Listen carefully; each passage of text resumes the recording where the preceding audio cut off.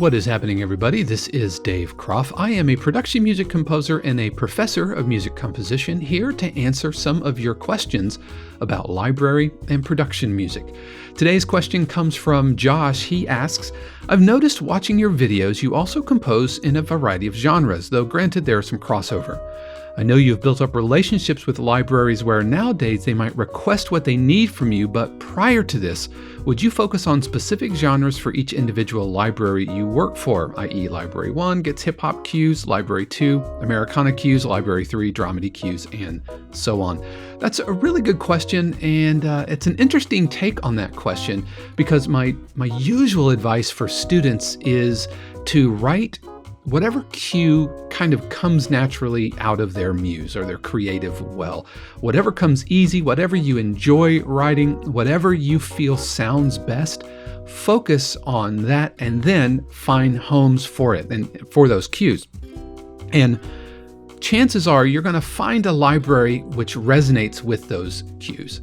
And once you have that relationship with the library that is taking and hopefully finding homes for those cues, then just keep feeding that beast.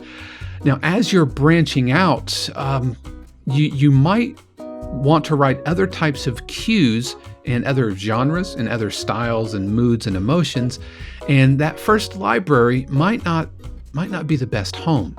For example, I write music for CBS Sports, and the library I work for really focuses heavily on that. Now, they've branched out, and they do have other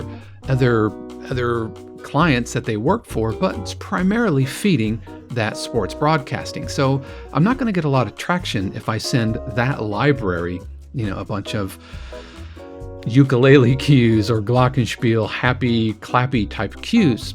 It's just not really usable in a sports broadcasting environment necessarily.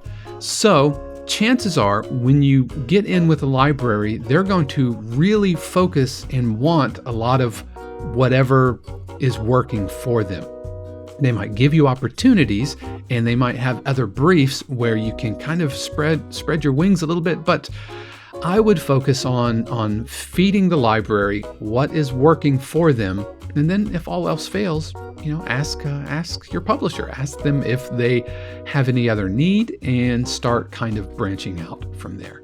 I really do appreciate the question. And if you have a question, you can reach us over at the 52 Cues community at 52cues.com.